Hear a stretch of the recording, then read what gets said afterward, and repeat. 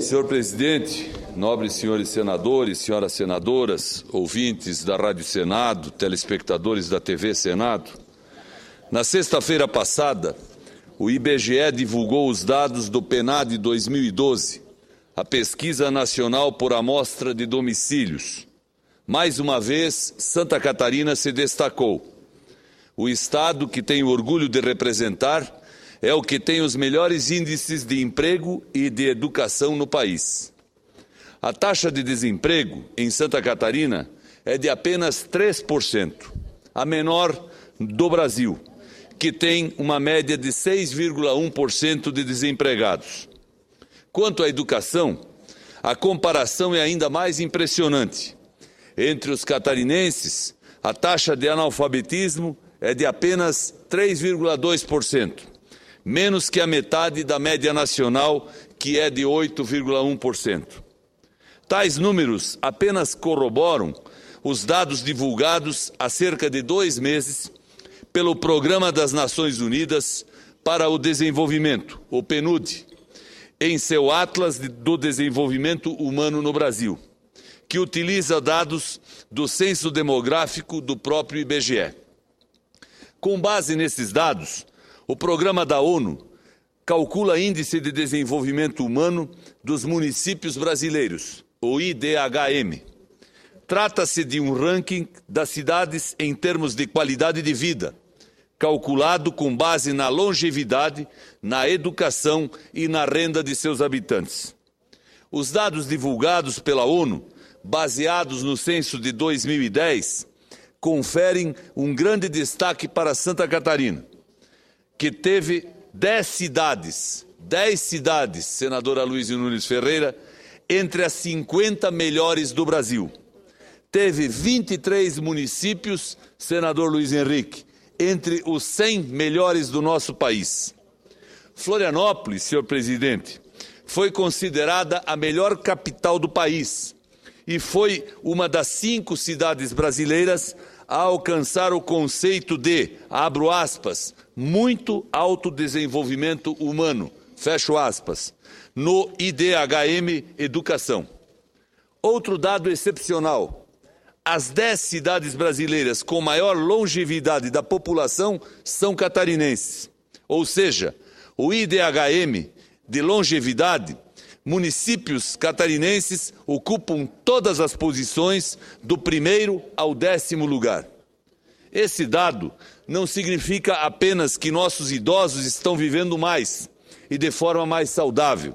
Significa também, e principalmente, que a mortalidade infantil é muito baixa. A evolução do Índice de Desenvolvimento Humano do Estado de Santa Catarina também é digna de nota. Esse índice, que varia de 0 a 1, era de apenas 0,543 na pesquisa anterior, divulgada em 1988, pelos padrões da ONU. Tínhamos um baixo índice de desenvolvimento humano. A nova pesquisa mostra que, em 2010, o IDHM de Santa Catarina alcançou expressivos 0,774, o que a ONU classifica como alto índice de desenvolvimento humano. Senador Paulo Bauer. Já ouço Vossa Excelência. Como a periodicidade da pesquisa é baixa, os dados levam anos para serem compilados. Pessoas que tiveram participação fundamental neste resultado acabam não recebendo o devido crédito. Para mitigar esse fato, faço aqui um elogio público aos homens que comandaram Santa Catarina no período que é abrangido pela avaliação. O ex-governador Espiridião Amin, de quem fui vice-governador e nesta condição contribuí para que pudesse também realizar um trabalho em favor do Estado. O então governador Luiz Henrique, hoje meu colega senador, que me deu o privilégio e a oportunidade de ser o seu secretário de Estado da Educação. O governador Pinho Moreira e também o governador Leonel Pavan. Todos, sem dúvida, tiveram grande expressão na construção desses números que hoje aqui anuncio. E com muito prazer ouço a parte que me pede o nobre senador Luiz Henrique, ex-governador do estado de Santa Catarina. Senador Paulo Bauer, a grande matriz da arrancada que tivemos no nosso governo, que fez a economia de Santa Catarina dobrar em 8 anos, que fez a arrecadação do Estado triplicar, que fez os investimentos em obras públicas quintuplicarem, foi a descentralização. Santa Catarina adquiriu um dinamismo ímpar com a descentralização. Nós transformamos, e Vossa Excelência foi grande parceiro nesse processo, cada uma das micro-regiões diferenciadas por sua cultura, por sua economia, por sua geografia, por seu clima, em territórios de desenvolvimento. Territórios de desenvolvimento administrados por conselhos de desenvolvimento regional que determinavam a um secretário de desenvolvimento regional a execução das obras e ações que eles estabeleciam previamente. Foi esse modelo, nobre senador Paulo Bauer, que nos fez atingir um índice quase igual dos Estados Unidos em termos de pobreza. Apenas 2,3% dos catarinenses vivem abaixo da linha da pobreza. Nos Estados Unidos eram 2% antes da crise do subprime.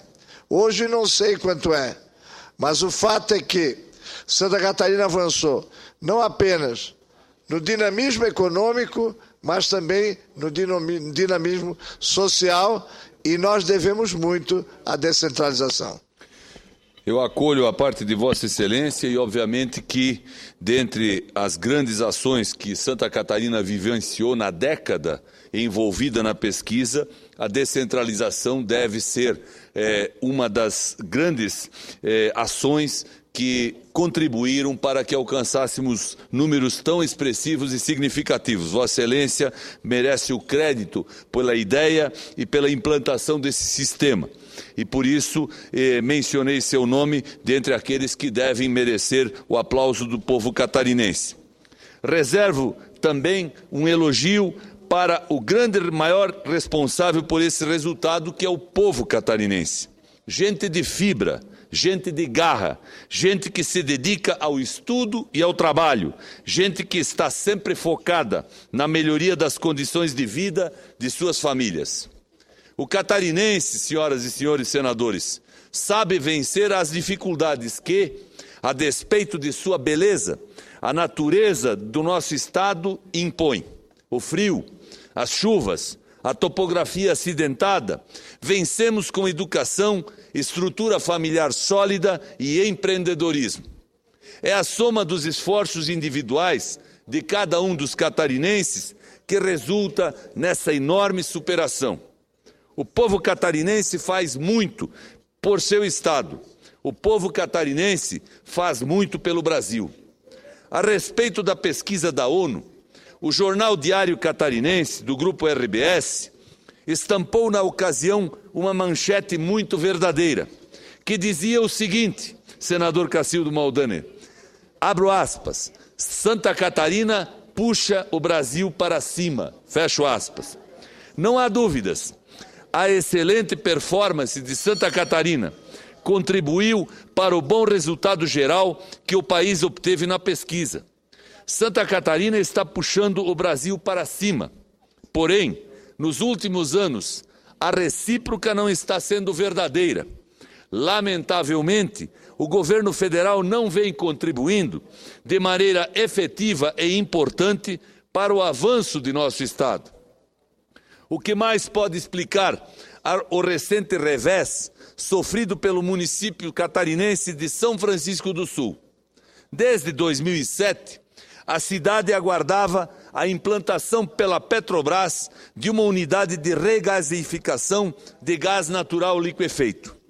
Seria um investimento de 5 bilhões de reais, amparado por estudos técnicos da empresa que apontavam São Francisco do Sul, sede de um dos maiores e melhores portos do país, como a melhor opção para o investimento, considerados todos os aspectos técnicos e econômicos envolvidos.